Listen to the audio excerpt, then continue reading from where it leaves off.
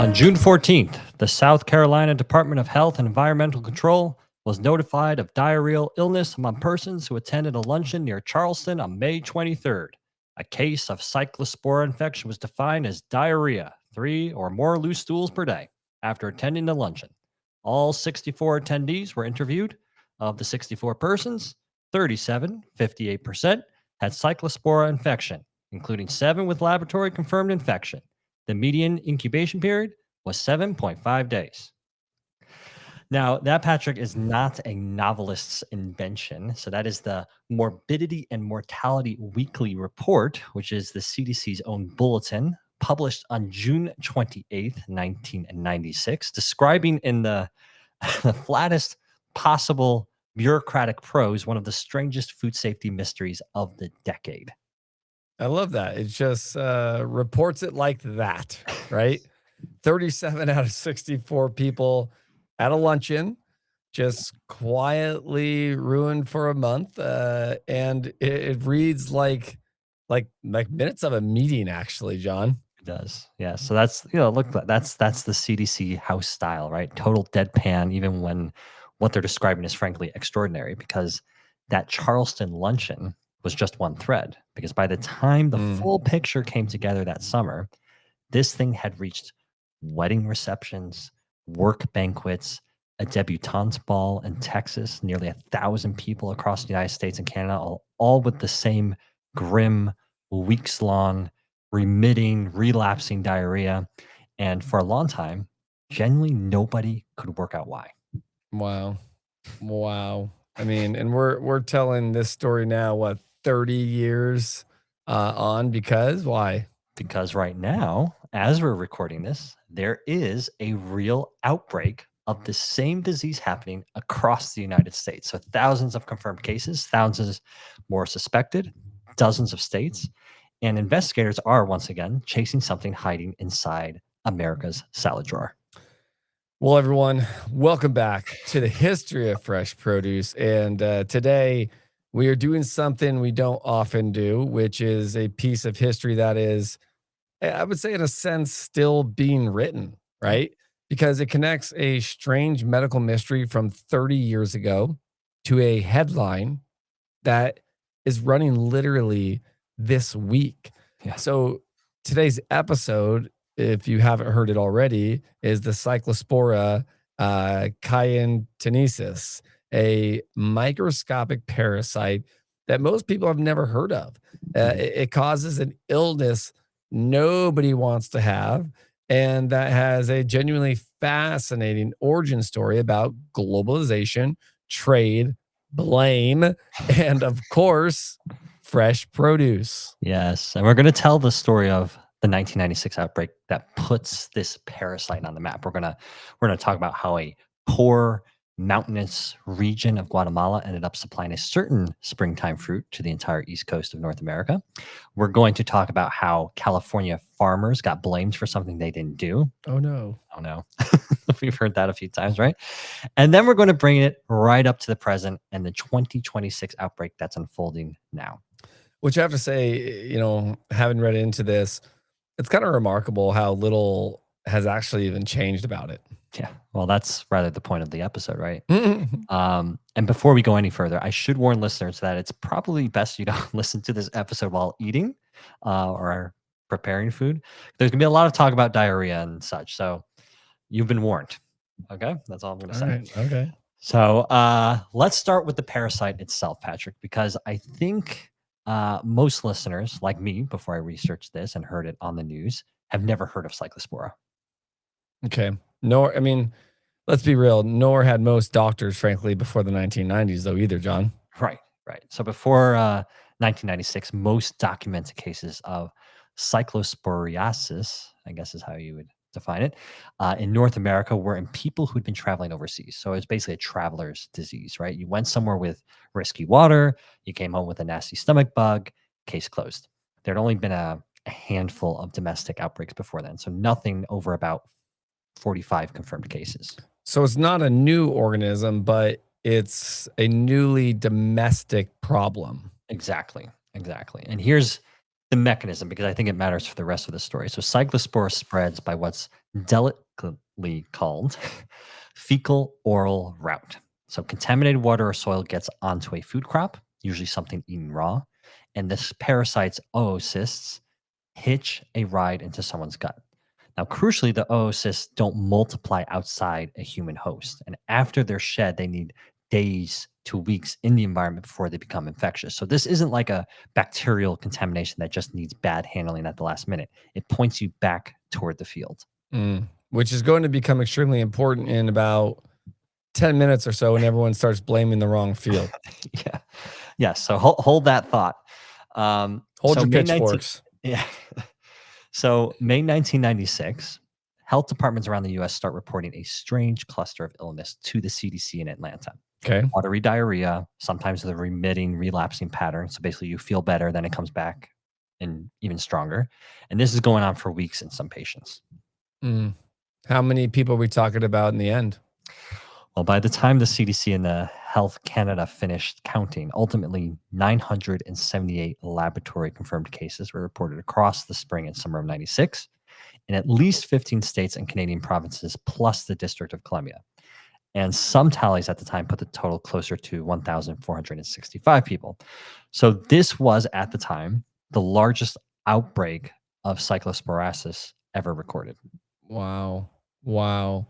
And the cases are clustering around events, right? Luncheons, weddings, things like that. Yeah, and that's really the crucial etymological clue because investigators found roughly 50 event-related outbreaks. So like you said, banquets, luncheons, a wedding, which is a gift for disease detectives because instead of trying True. to interview thousands of individuals about everything they'd eaten in the past 2 weeks, you can interview, say, 90 people who are all at the same luncheon and ask what was on the menu. Yeah. And the finger initially points at what? Well, that would be strawberries. So Oh. early in the investigation, various berries were considered, but strawberries, specifically Californian strawberries, took the early blame. And this is where it turns into a genuine catastrophe for an entire industry because the accusation went out publicly before it was confirmed. Yeah. I mean, how many times have we seen that? Uh, Yeah, yeah, a your lot. laugh said it all. So how bad was the damage though? So by one estimate, the California strawberry industry lost somewhere between 20 and 40 million dollars because of the initial mistaken associations, Oh despite the fact no, that Traceback investigations later confirmed strawberries weren't the vehicle at all. that's no bueno. So an entire state's growers, right? They get hammered in the press for something that really wasn't even their fault. Then, Yeah, for something that, as far as investigators could eventually tell, they had nothing to do with. Because, and this is where it gets genuinely strange. The more the CDC dug into the data, the less the strawberry theory actually held up. There were events where people got sick and no strawberries had been served at all.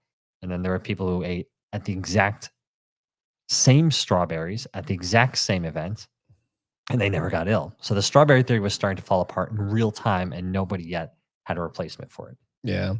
So they've destroyed a state's strawberry industry. They've got nearly 1,000 people sick across 2 countries, and the actual culprit hasn't even been identified. Yeah, that's correct. So, and the way they finally crack it involves a piece of very unglamorous, very patient detective work. So, tracing individual shipping invoices, box by box, back through distributors, back through importers, all the way to a handful of farms in a country most of the people getting sick had never even thought about, Patrick. Wow. Well, you've got me interested now, and I'll tell you, as I keep thinking about it, I'm like, the suspense is killing me, and it's probably going to be killing everybody else. So, stay with us, and we'll find out which farms are the culprit. We'll be right back.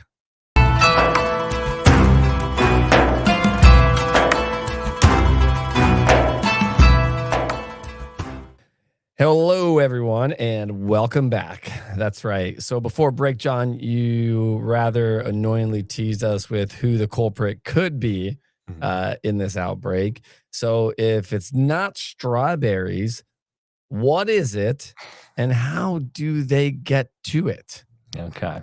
Are you ready? I'm ready. Yeah. We're still in the berry category. Are we? They weren't strawberries, they were raspberries. Really? Yes. And to answer your question on how they finally got to it being raspberries, well, basically through painstaking traceback work, which we're kind of touching on before break. So investigators True. went event by event, following shipments of berries back through distributors, back through importers, until for 29 events where they had good data, the raspberries served definitely or probably came from Guatemala. 21 of those definitely.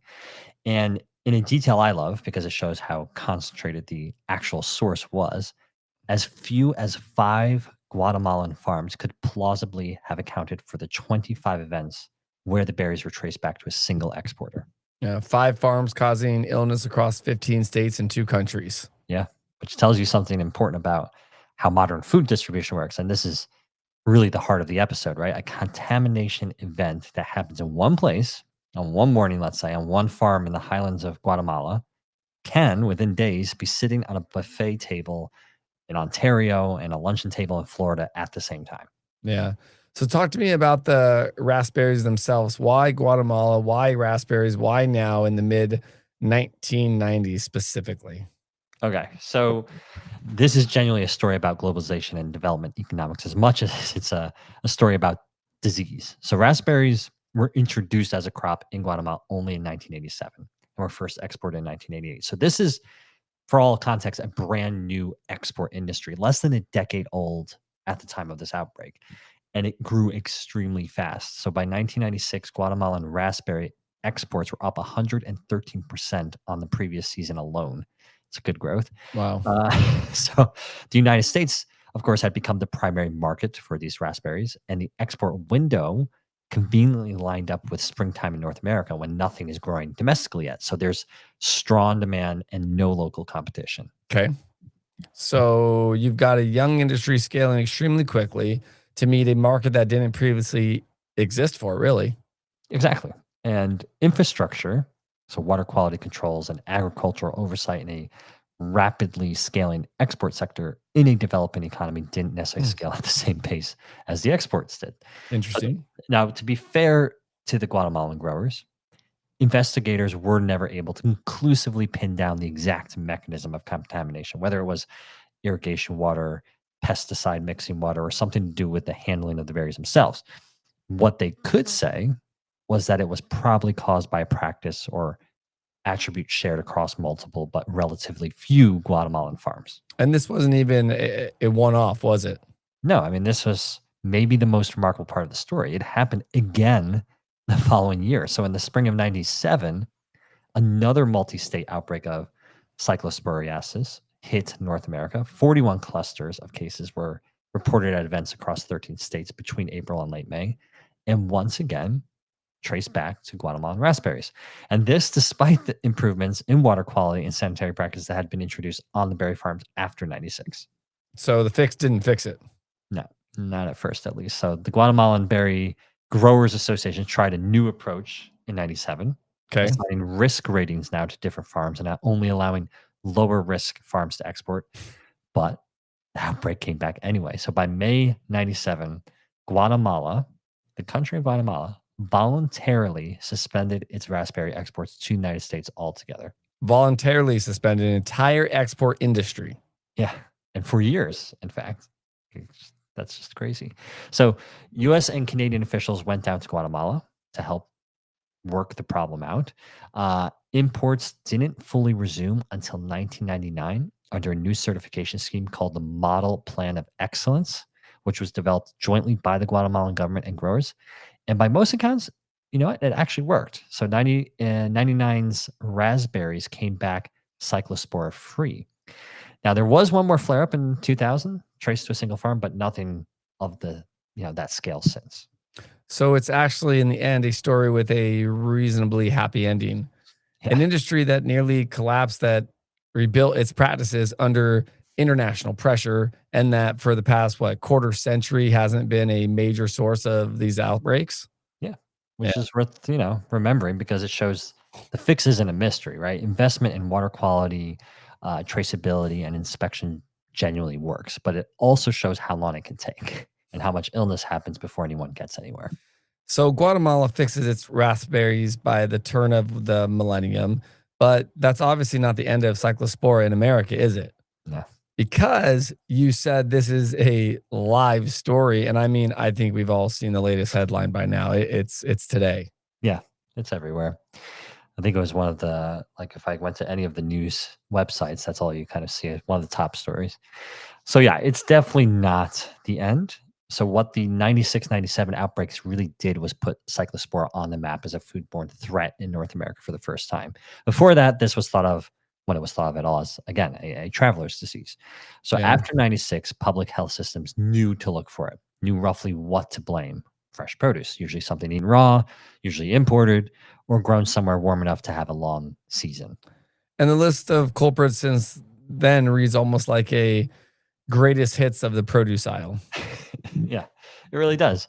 So since the raspberry years, outbreaks have been tied to basil, cilantro, snow peas, and of course prepackaged salad blends. I feel like they're always a They're suspect always in all getting a bad these. rap. Always get a bad rap.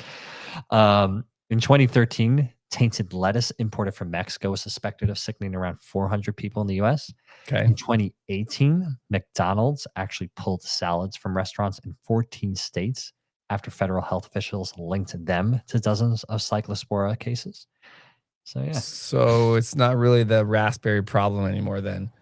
It's the fresh, raw, hard to wash produce problem. Kind of like a period full stop there, John. Yeah, that's exactly right. And it's the single clearest thread running from 96 to now. Any crop that's eaten raw, that has a complicated surface for water to hide in, and that travels a long way through a modern high speed distribution chain before it reaches a plate is structurally vulnerable to this parasite in a way that, say, a potato you're going to boil is not. Hmm. Okay. Which brings us to now. Because as we're recording this in July of 2026, there is a genuinely large outbreak underway. There is. And the numbers are startling next to a normal year. So as of mid July 2026, the CDC had received reports of over 1,600 laboratory confirmed domestic cases, Wow. with more than 5,000 additional suspected cases still being analyzed. And cases have been reported by roughly 3 dozen states. Now, for comparison, at the same point in 2025, so just a year earlier, the entire country had reported only 249 cases Wow. I for mean, the year. yeah, wow. That's not a small increase. That is an order of like magnitude. Yeah, it really is. So Michigan has been the hardest hit state by far, thousands of cases there alone. So more than 30 times the roughly 50 cases the state would normally expect to see in a full year. Mm. There's a specific multi-state cluster the city's tracking across Michigan, Ohio, West Virginia, and Kentucky. And Michigan health officials have said the working hypothesis is food contamination with lettuce and salad greens as leading suspects. Though, as of this recording, no specific grower, supplier, or product has been confirmed, and no recall has been issued. Although, well, we're going to mention this in a second. Well, maybe I'll get to it because actually, a few days ago, it was announced that it was lettuce from Taylor Farms, but just a few days later, I think it was maybe just a couple days, maybe 2 days, Yeah. right? The government announced that it was actually a false positive, but they still suspect the company's the source of the outbreak after they said it was false. But it could still be Taylor Farms. Yeah, there was like I saw on the news there was an apology letter, then it was like Yeah. a recap. They retook it. Like, yeah, it's again, right? Basically, we still don't know We what's going on. I Yeah, mean, so Taylor Farms, I think, did do a don't voluntary blame it all on one company is what we're saying right now. So until you know with absolute certainty. yeah, so new decade, new outbreak, but the exact same structural story, right? Yep. Fresh produce, eaten raw, moving fast through a distribution network, and investigators playing detective trying to trace it back to a source before they even know for certain what the source actually is. Yeah, it's really genuinely striking. I mean, in 96, it took the better part of the summer to trace the outbreak back to specific Guatemalan farms, and even Right. then, the precise contamination mechanism was never fully nailed down. And nearly 30 years later, and enormous advances in food safety science, and the 2026 outbreak has, at the time we're recording this, still not been traced to a single confirmed source. Yeah. Which tells you this isn't really a story about incompetence or about any one country's agriculture. It's a story about the nature of the food itself and the nature of how far and how fast it now travels. Yeah. I mean, that's the theme I keep coming back to, right? In 96, the extraordinary thing was that a berry picked in the Guatemalan highlands could reach a luncheon table in Florida within days. In 2026, that's not extraordinary at all, right? That's just another Tuesday.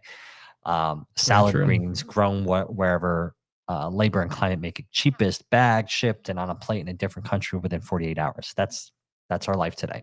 The system that makes it possible for you to eat fresh raspberries in New York in February or a bagged Caesar salad in Michigan in June is the same system that makes a single contaminated field capable of reaching tens of thousands of people before anyone even knows there's a problem.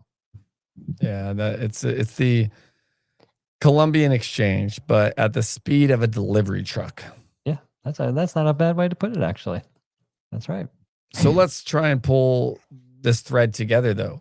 Why does this particular kind of outbreak keep reoccurring when we clearly know how to prevent it, or at least the principle, right? Yeah, I mean, I think there are three things running underneath this whole story, and none of them are really about any single farm or country doing something wrong, as you already stated.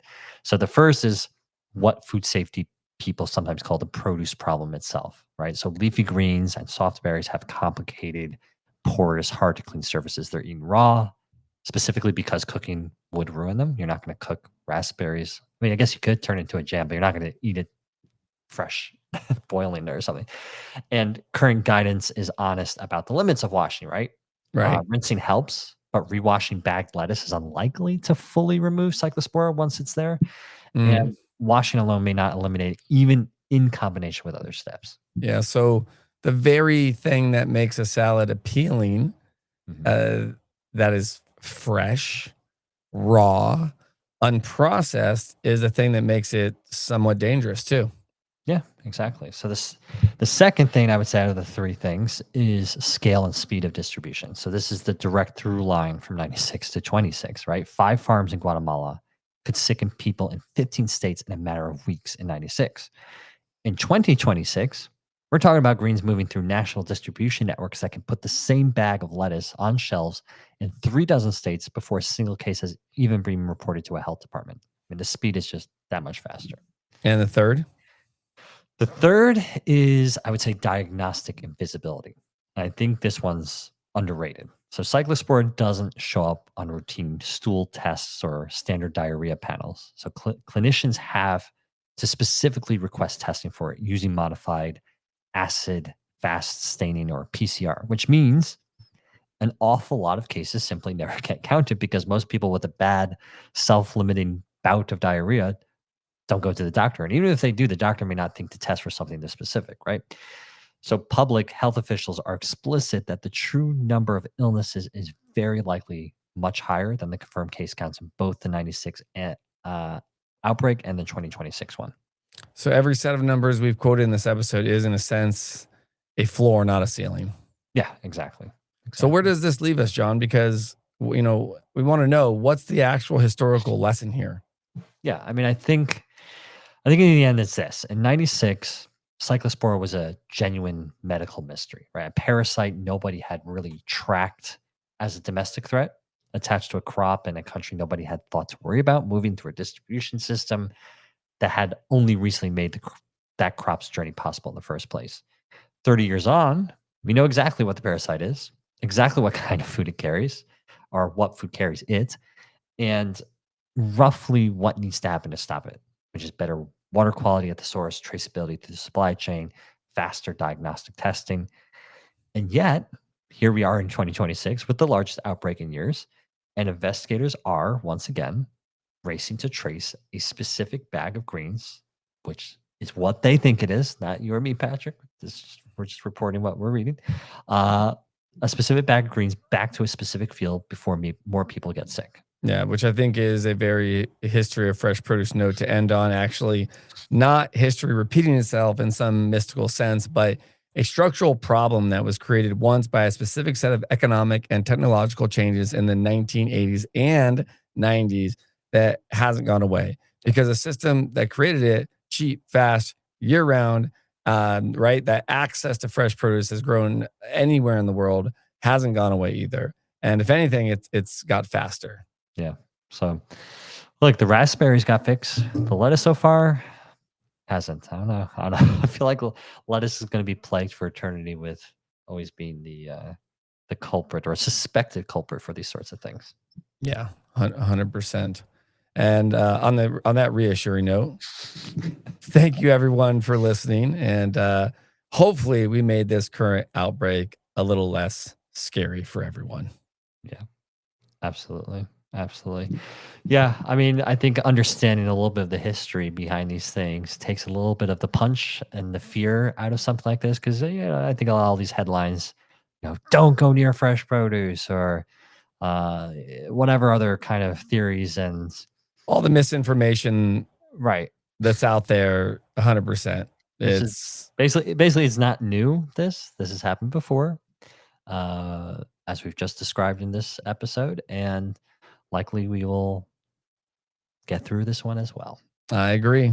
I agree. We will. So, everyone, we hope you enjoy this episode. We hope it gives you a little more clarity into this outbreak. If you're living in the United States, if you're not living in the United States, then enjoy your cyclospora free risked greens, which is what they suspected now. And we have more coming, Patrick, more episodes, more interesting stories to tell. So stay tuned for what comes next week. I believe we have some things on water wars between the US and I almost said Canada, but this is Mexico.